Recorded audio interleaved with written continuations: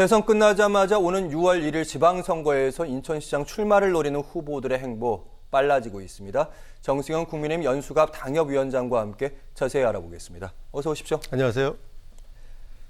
네, 지방선거 얘기 나누기 전에 이제 대선 얘기를 먼저 드릴 텐데, 윤석열 후보가 20대 대통령으로 이제 당선이 됐는데, 인천이 가장 그 대통령 선거의 표차까지, 퍼센트까지 가장 비슷한 곳이 많습니다. 특히 동구와 미추홀구죠. 그렇습니다. 네. 어느 정도입니까? 우선 초박빙 승부가 펼쳐졌던 20대 후보 득표율을 보면은요. 국민의힘 윤석열 후보가 48.56%, 그리고 이재명 후보가 47.83%를 득표했는데요. 0.73% 차이.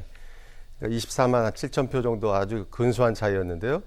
전국적으로 보더라도 인천의 동구와 미추홀구가 거의 유사한 득표율과 격차를 보였습니다. 그래서 인천 동구에서는 윤석열 후보가 48.45, 이재명 후보가 47.3, 미추홀구에서는 윤석열 후보가 48.25, 이재명 후보가 47.52. 그러니까 득표율과 격차가 거의 유사한 게 동구 미추홀구였다.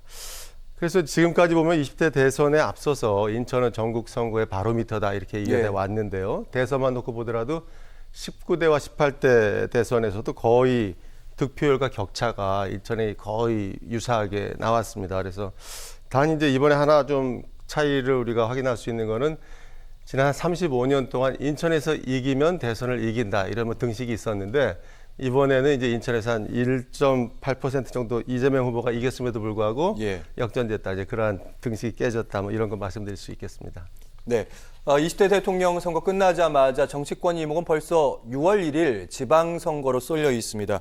가장 관심이 되는 분 광역단체장인데 인천시장 후보로 거론되는 인물들 직간접적으로 출마 의사 내비친 분들 어떤 분들이 있나요? 지금? 예, 뭐 오늘도 출마 선언한 분도 있다고 들었는데요.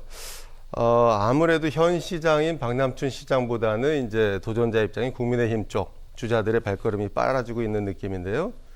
어제 이제 재선에 도전하는 박남춘 시장은 이번 대선 결과를 겸허히 받아들이고 막중한 책임감을 느낀다. 그러면서 어느 정도 재선의 의지를 보였다고 볼 수가 있고요. 민주당에서는 박 시장 외에도 윤관석 의원이라든가 김기용 의원 이런 분들도 준비를 하고 있는 걸로 알려지고 있는데 아무래도 현역 시장의 프리미엄이 클 것이다 이렇게 예상이 됩니다. 국민의힘 쪽을 보면은 현재 3명의 후보들이 바쁜 발걸음을 움직이고 있는데요. 안상수, 유정복 전 시장 그리고 이학재 전 의원입니다. 안상수 전 인천시장은 뭐 적극적인 추진력을 갖추고 있고 인천경제자유구역을 많이 만드는 데 역할을 했다. 또 유정복 전 시장은 뭐 행정관료 출신의 치밀함을 가지고 있으면서 전 이제 인천시의 부채 문제를 해결했다라고 얘기를 하고 있고요. 이학재 전 의원은 이제 서구청장과 3선의 국회의원을 역임을 했는데요.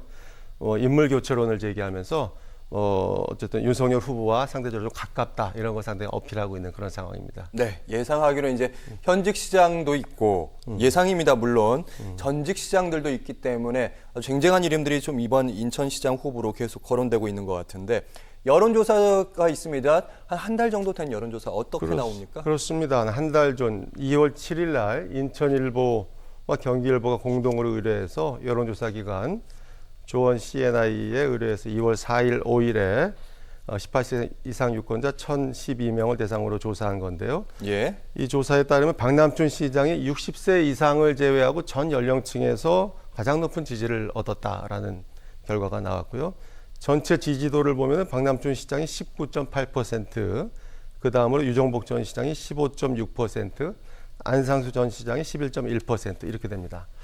이렇게 전체 판세뿐만이 아니라 이제 이 양당에서 각 당에서 공천 경쟁도 치열하게 지금 전개될 전망으로 있는데요.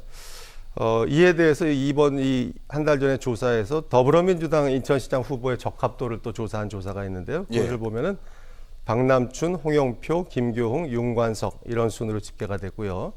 국민의힘 같은 경우는 유정복, 안상수, 이학재 뭐 이런 순으로 조사가 됐습니다. 단 이제 우리가 하나 주목해야 될 것은 이 한 달 전 조사이기 때문에 그저께 대선 결과가 전혀 반영되어 있지 않다. 그래서 이제 대선 결과 국민의힘 윤석열 후보가 이겼기 때문에 앞으로 나오는 여론조사에 좀 주목할 필요가 있겠다. 이런 말씀 드리고 싶습니다. 네, 말씀하신 대로 전체 선거에서 대선에서는 윤석열 후보가 이제 이기긴 했는데 인천 지역만 좀 살펴보면요. 이재명 후보가 더 많은 득표율을 기록하고 있습니다. 서로 어떻게 보면 어느 당이나 다 유리한 상황을 갖고 있는 상황이기도 하고 불리한 상황을 동시에 갖고 있는 상황인데 만만치 않겠네요. 아무래도 이제 또 박빙의 승부가 펼쳐지지 않을까. 바람은 뭐 국민의힘 쪽에 있다고 하더라도 또 지지세가 또 더불어민주당이 만만치 않기 때문에 역시 좀 박빙의 승부가 펼쳐지지 않을까 예상하고 있습니다. 네, 이 지방선거에서 그러니까 대통령 선거에서 당선자가 지방선거까지 정말 이어지는 그 법칙도 지속될지 아직 멀었으니까 끝까지 지켜봐야 될 것 같고요. 윤석열 국민의힘 대선 후보가 이제 대통령에 당선되면서 인천 시민의 수건 사업이 성사될지 여부도 초미의 관심사로 떠오르고 있습니다. 대표적으로 사실 윤석열 후보뿐만 아니라 대부분의 후보들이 공통적으로 얘기했던 거 GTX 노선 연장 그리고 그렇습니다. 신설이죠. 예, 그렇습니다. 이 수도권 광역 급행철도 GTX 문제는 이제 수도권 특히 인천, 부산, 인천, 서울, 경기를 하나로 30분 내에 묶겠다. 이러한 이제 대표 공약으로 여야를 막론하고 다 내세웠던 건데요. 윤석열 당선인은 이 유세 기간 중에 3차례 인천을 방문했습니다. 그래서 인천의 수건 사업들을 해결하겠다. 그 중에 이제 대표 공약으로 이 GTX 문제, 그 중에는 이제 기존에 지금 진행이 되고 있는 A, B, C 노선 이걸 좀 연장하는 문제를 실현하겠다는 것과 또 이제 새롭게 D, E, F 노선을 신설을 해서 수도권을 아주 촘촘하게 광역교통망으로 연결하겠다. 뭐 이런 얘기를 했고 뭐 약속을 했습니다. 특히 그 중에서 이제 인천과 연관이 깊은 노선을 보게 되면은 GTX B와 D, E 노선이 되겠습니다. B 노선은 송도 국제도시에서 출발해서 마석까지 가는 노선인데요. 이 노선을 이제 뭐 춘천까지 연장할 계획을 발표를 했고요. 또 이제 GTX D 노선이 상당히 인천에서 좀 이게 문제가 됐었는데 기존의 국토교통부가 발표한 그 원안에서 얼마 전에 이제 그 인천 노선을 좀 뺀 거를 발표를 했거든요. 그래서 이제 서구라든가 이런 쪽의 주민들이 상당히 반발을 했는데 윤석열 당선인은 인천에서 원안대로 이제 인천공항과 영종과 청라를 포함하는 원안의 Y자 노선을 반드시 관철시켜서 실현하겠다 이런 약속을 했습니다. 뭐 이것이 어떻게 보면 윤석열 후보의 대표 공약이지만 앞으로 약속을 한 만큼 추진되리라고는 예상이 됩니다. 단 이제 뭐 각 노선마다 몇 조 원씩의 막대한 예산이 들기 때문에 과연 그 예산을 어떻게 확보할 것인가 그게 가장 중요한 관건이 되지 않을까 생각을 합니다. 인천시가 이제 오는 2025년에 종료를 선언했죠. 수도권 쓰레기 매립지 두고 지금 사실은 환경부, 서울시, 경기도 각자 사자 간의 합의가 갈등을 빚고 있는 상황입니다. 윤 당선인은 매립지 종료 그때 하겠다, 대체 매립지 찾겠다 이런 입장이었습니다. 그런 입장입니다. 뭐 박남춘 시장이 2025년까지 매립지 운영을 종료하고 서울하고 경기하고 합의가 안 되기 때문에 뭐 자체 매립지로 가겠다 이렇게 얘기를 했는데 그것과 상당히 반하는 얘기죠. 어떻게 보면 대체 매립지를 적극적으로 조성을 하겠다.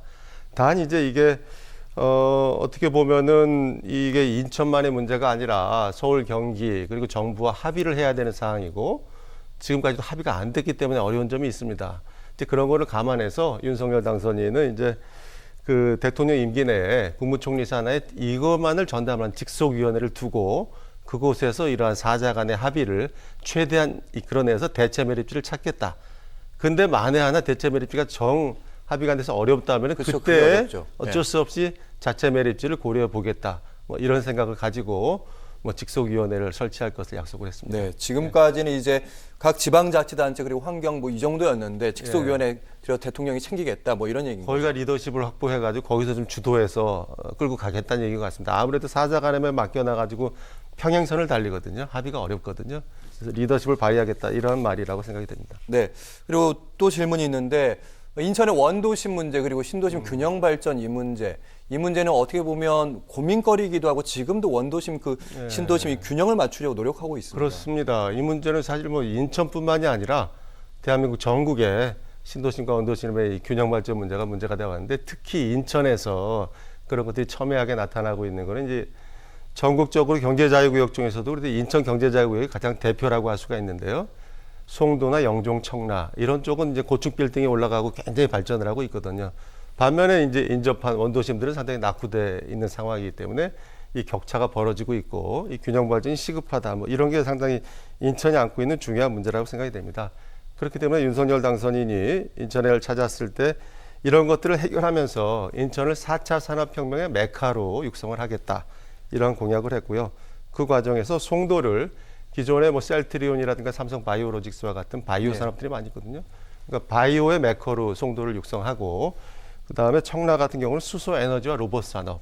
영종은 국제공항이 있기 때문에 이제 항공 정비 산업 같은 MRO 산업에 특화해서 경제 자유구역을 더 활성화시키고 반면에 이제 뭐 부평이라든가 남동산단 같은 기존 산업단지는 이제 뭐 구조 고도화 문제라든가 스마트 공장을 적극적으로 정부가 지원해서 도입한다거나 해서 제조업에 있어서 스마트 혁신단지를 육성하겠다. 이래서 신도심과 원도심의 격차를 줄이고 이 둘이 시너지 효과를 낼 수 있는 상생발전 추진하겠다.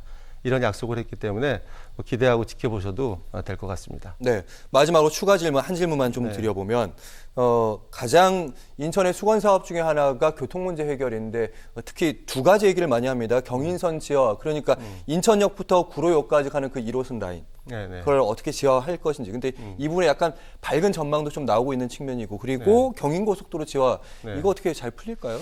이것도 수건 사업이고요. 이것도 뭐 특히 윤석열 후보가 강하게 약속을 했고 특히 경인선 지하화 같은 경우는 지하화되는 그 구간에 있어서 이제 지상을 개발할 수 있기 때문에 지상에 이제 뭐 공원이라든가 무슨 복합 건물을 거기다 조성을 한다거나 해서 거기서 어쨌든 최대한 재원을 확보해서 그 재원을 가지고 또 지하를 사업을 추진하겠다, 개발을 하겠다 뭐 이런 거기 때문에 어느 정도 현실성이 있다고 보고요.